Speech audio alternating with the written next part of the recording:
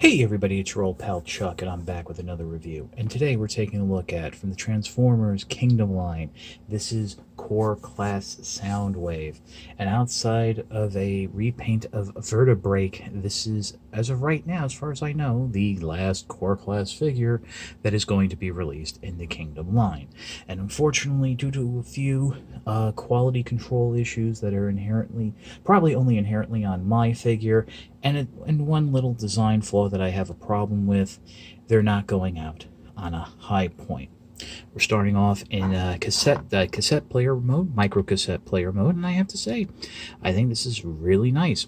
It's great that after all the years of getting sound waves as trucks, space barges, and other types of non-cassette type alt modes, the last year or so, we got a Voyager class Soundwave that was a micro cassette player, and now we're getting a Core class figure. I think that's really kind of cool. There is a little bit of a gimmick with the figure that you can come in, open the cassette door, and inside is a teeny tiny, well actually no, not teeny tiny, but a small Laserbeak cassette. This does not transform. If you actually remember back into the early 2000s, the world's smallest Transformers line, and you had that world's smallest Soundwave that came with Ravage. That Ravage was like the size of a dime, maybe even like a nickel. But it was literally the smallest transforming figure, very fragile, so I kind of understand why Hasbro did not do a transforming Laserbeak with this figure. Now, to start the transformation, you want to come around the back here. We're going to remove the weapons / batteries. Now, this one tends to have an issue pegging in. I don't know if the handle's just a little too big or the holes were a little too small. This one's perfectly fine. So we just port those out. They peg into the back of what will become the legs. And as you can see here is part of one of my problems here. There's nothing for these forearms or arms to peg into, and the elbows are quite floppy, whereas the shoulders are extremely tight, and that leads, as you can see, to a little bit of poor rotation. If there was something that these could lock into, I mean, thankfully you really don't notice it from the front, but it is there. Now the next step you want to do is come into the sides, flip up the feet. Some people leave the feet flipped up because they don't like having the toes pointing out. I really don't see a problem with it. Come down, unpeg the legs from the side. And this is my second problem with the figure. The hips and the thigh swivel are incredibly loose. The knees, perfectly fine. That does give it a little bit of an issue to stand. Moving along, you're going to go ahead and on the inside joint, rotate the arms forward. And again, as I've mentioned, that is a bit of a problem because a lot of times when you want the arm to move, you'll actually end up moving from the shoulder, you'll end up moving that inside joint. Come around the back here and flip down the fists. As I mentioned, the elbows on a ball joint, very loose, very, not floppy, but they're one notch away from being floppy. Now to get the head out, get your thumb in there or another fingernail. You might have to use a prying tool and just grab the head. That's again on a tight ball joint. Rotate it around, and there's Soundwave in its robot mode. Let's just go ahead and plug in the weapons. Shoulder cannon goes up here. The first time getting it in was a little tricky. Now it's a little bit better. And let's give him its gun, just like so. Really, it's a great to see a nice replica of the weapons. Oh, I just had the elbow pop off there. That's not entirely good.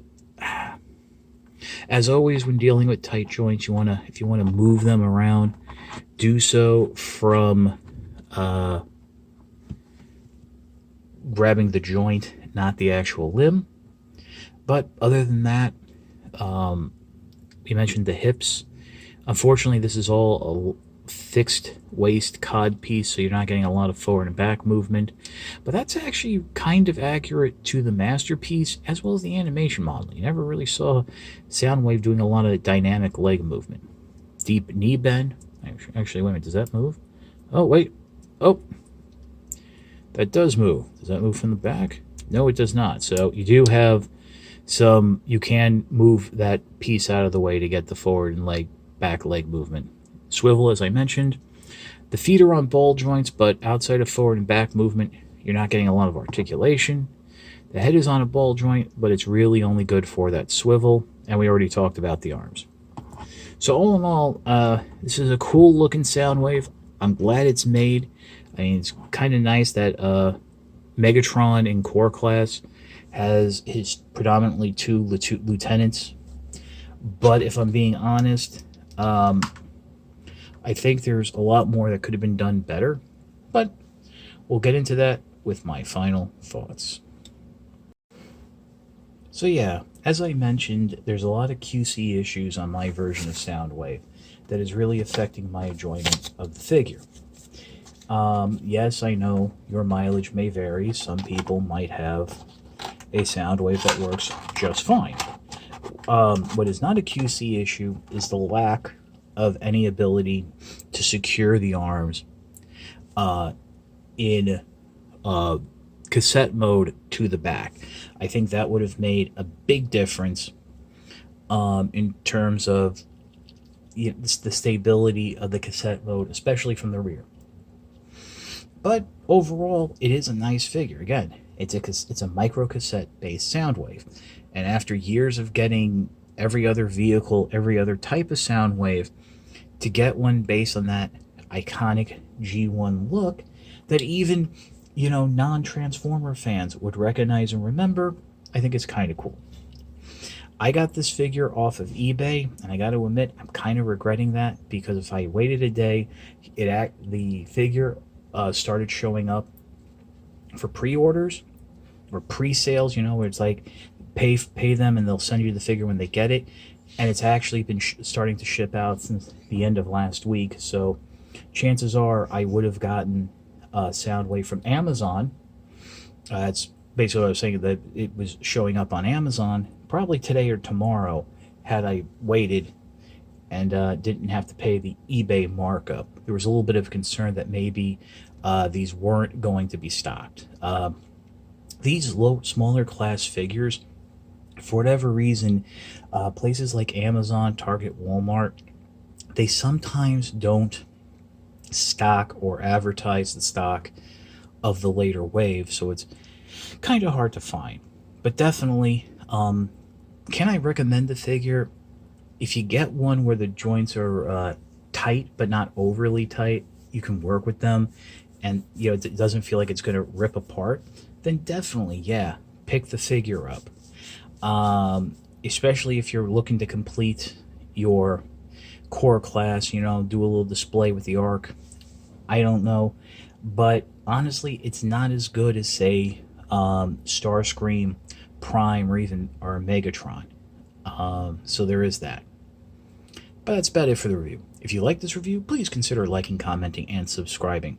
While your views are always appreciated, the likes, comments, and subscriptions help communicate to YouTube through their algorithms that my channel is one that should be exalted and held upon high. If you want to make the ultimate sign of support, please consider joining my Patreon. It is www.patreon.com/chuckdog1999. Hyperlink in the description below, and there's a little card here in the corner. Figured it out, got it working again. All I ask for is $1 a month or $12 a year. No thrills, no tears, no special rewards. All you're doing is helping me help you to help me help you bring figures like Soundwave to you. But as I always said, and I always want to stress this, if you can't do the $1 a month or $12 a year, I completely understand. Watching my views, subscribing, that's enough support. The Patreon is like the cherry on top of an already overly generous sundae. I almost was going to say Soundwave, but that's about it. It's your old pal Chuck for Soundwave. We will see you next time. See, I remembered to do the voice in the video.